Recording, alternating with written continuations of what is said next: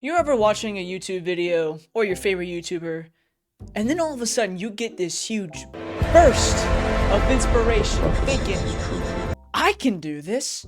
And by this, I mean becoming a YouTuber or a content creator. So you get all excited, you get a camera, you get a microphone, you're ready to go. And then it ends up being something like this. Hey guys, welcome to my video. Today we're going to talk about... Oh, brother, this guy stinks! When we start this process, it seems all of our insecurities come to the forefront of our mind. How does my hair look? Am I going to be annoying? Am I going to embarrass myself? Are my friends going to see this? Oh my god, are my friends going to see this? What are they going to think? You know, I've only started creating content again for about a solid month. And you're probably thinking, you've only been doing this consistently for a month? What the hell do you know? Look, man, I've been doing this rinse and wash and repeat process many times on this channel. I've been in the trenches.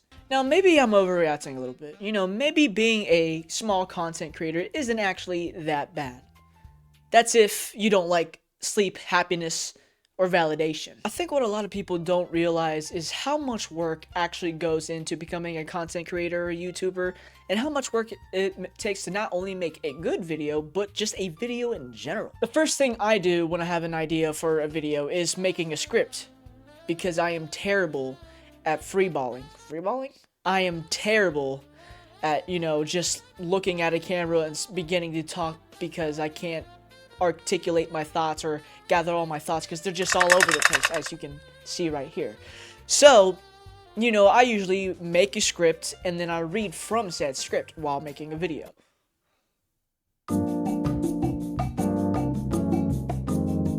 Prepare to be written! I'm doing it! I'm doing it! Yeah! Yeah! Can some of these? Can some of these? Almost there and done. Now let's see how it looks so far. No, I actually just typed my script on the computer. I really just wanted to do the SpongeBob bit. Some people may say, well, I'm actually just really good at talking to a camera because it comes naturally to me. Good for you. That's great. That's great. Unfortunately, that is not me. Now, you know, maybe the longer that I do this, the more better I'll get at improvising some of my lines from a script during a video, but for the most part, I'm definitely just gonna need a script. Once you got the script down, congratulations, it's time to record. All you really need to do is sit down and record in front of the camera, right? Bro. I mean, sure, you can do this, but if you're gonna take this somewhat seriously, here's a couple things you're gonna need. You're gonna need a decent camera, you know, your phone should suffice. You're gonna need some sort of microphone, you know, a microphone like this, or, you know, you can just use one of your AirPod microphones, that should suffice. And then you're gonna need a light to make sure it looks like you're not recording in the shadow realm. And last but not least, the most important thing I think you need is to have an unwavering spirit. Take that as you will. And alright guys, yeah, I'll see y'all later. Peace. Great, you got the recording done. Now it's ready to upload to YouTube, right? Right! All my hard work is finally done. Now I can upload it for Slow your everyone to roll, see. King. We ain't done yet. Now we get to the fun part. What's that? Editing. This is the part that takes the most time for me, and I'm not entirely sure why. I spend hours just editing a simple 10-minute video, but that's the thing.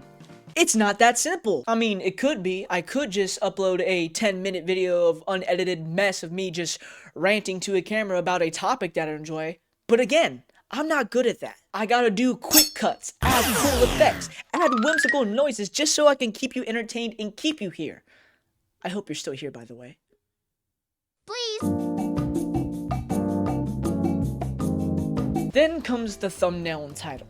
Now, you wouldn't think it, but these are more important to you than you actually think. You want to create a thumbnail that would catch people's attention, that will spark people's curiosity. Not only that, but the title has to do the same thing. Now, I'm gonna be honest, I spend way too much time on this process, more than I realize. But you kind of have to. You have to have some sort of process or idea of how you're going to package. You need to have some sort of process or idea of how you're going to package your video, how you're basically going to market it to people on the algorithm, because it's the first thing people are going to see about your video. And let me tell you, The amount of embarrassing photos I have on my phone just because I was trying to make a stupid face for a thumbnail are a lot more than I like to admit.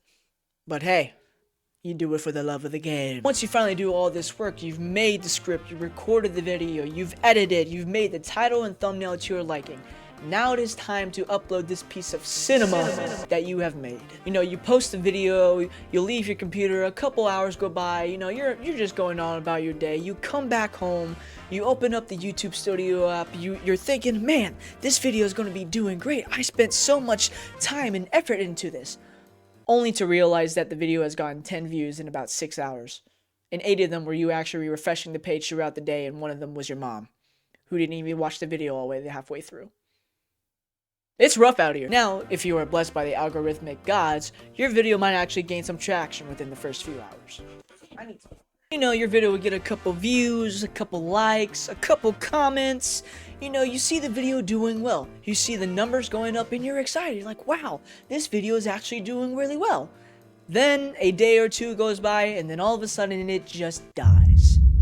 It's like YouTube put a "we're closed" sign on your video, which I don't know why YouTube would do that, even though we're open 24/7. I'm sorry, shitty joke. Anyways, the YouTube analytics page is like having a toxic relationship. 1 minute is saying your views are up 10%. I'm like, wow, I'm really growing. Only for you to find out that your views only went from 1 view to 10. It then tells you your video is performing as usual. Like, that is not the most backhanded compliment I've ever heard. Like, you do better then. Actually, don't. I know AI is coming to take over. Please, I'm sorry. I didn't mean anything by it. Don't do it. You know, if there's ever a time where I'm feeling too high or getting too much into my own head or having an inflated ego, I always look at the analytics page just to humble myself. Your video is performing as usual. Translation: nobody cares, but good effort, champ. Your view duration is down 12%. Yeah, maybe because I said like 47 times at the beginning of the intro. Your impressions are up. Great! I'm glad a lot of people saw my video but chose violence by not clicking on it. Now, throughout my YouTube journey, I have gotten a lot better about, you know, not putting too much stock or weight into my analytics because honestly, it's not healthy. Now, you know, I don't completely ignore them. You know, the analytics page does give you good information, but you can't put so much stock to the point where, you know, it just unmotivates you to make videos because you're so worried about your videos doing bad. And, you know, comparing yourself to others, it's just not healthy. So, you know, if you are just starting out, you know, don't worry too much about the analytics. Your self-worth is not measured by any number of some sort, whether it's good or bad. When it comes to making a YouTube channel, I know everybody has at least had the thought once of, can I get this big enough to where it can make me money? And if you're saying that you haven't, quit lying to yourself. But Jimmy, you're not into this for the money, are you? Yes.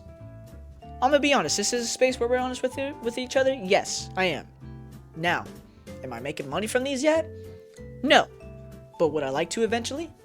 Yes. A lot of things a lot of small creators love to do, hell, not even small creators, every creator loves to do is compare themselves. You know, I still do this to this day. I just try not to let, you know, the self-doubt come in and creeping into my head and, you know, taking over and just completely making me shut down and feeling unmotivated.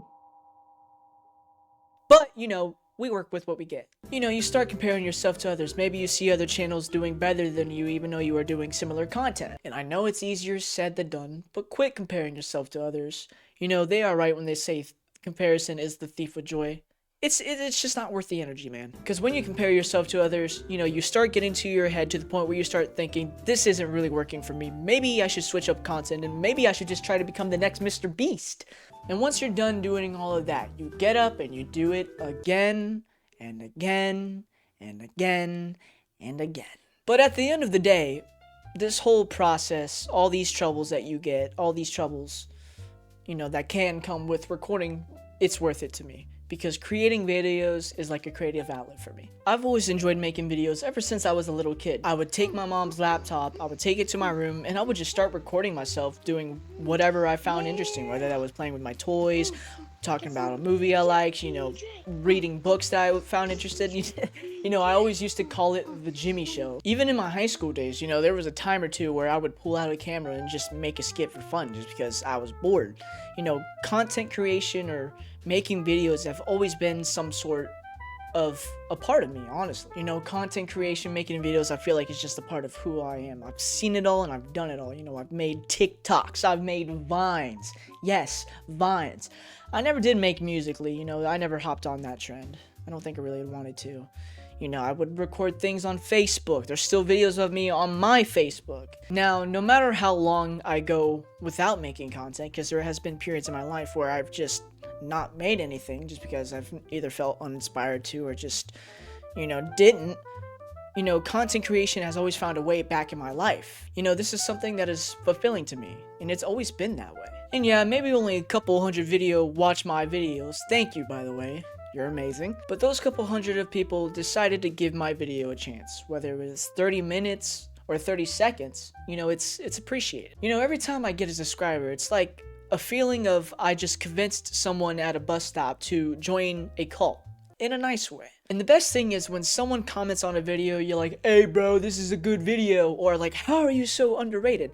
Sometimes that's all the motivation that I need, because if I was able to entertain at least one person, that's an absolute win for me. And sure, not all of my videos are going to be bangers. The editing, the moment where it all clicks, it's like fireworks are going off in my head. That is the feeling that I love to chase. Every creator with 1 million subscribers has, you know, at one point posted a video that only got 12 views and thought it was terrible and, you know, decided to think about quitting.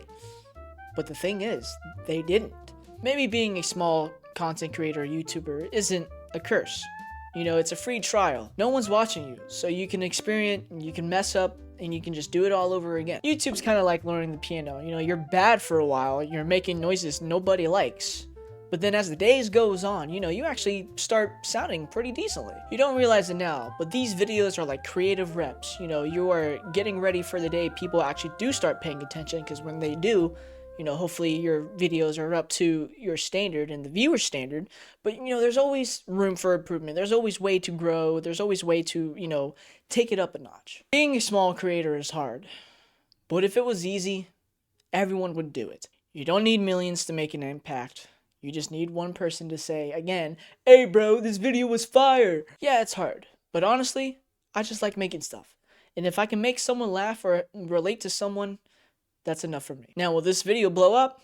Probably not. But you know, again, you never know with the YouTube gods and the YouTube algorithm. But I'll still be here next week, you know, yelling into the void, probably with slightly better lighting. And if you made it this far in the video, congrats. You've raised my average watch impression by 3%.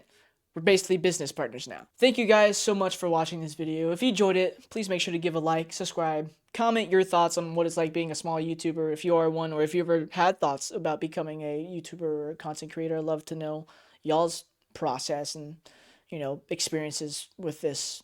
And so, yeah. Until next time, guys. Peace.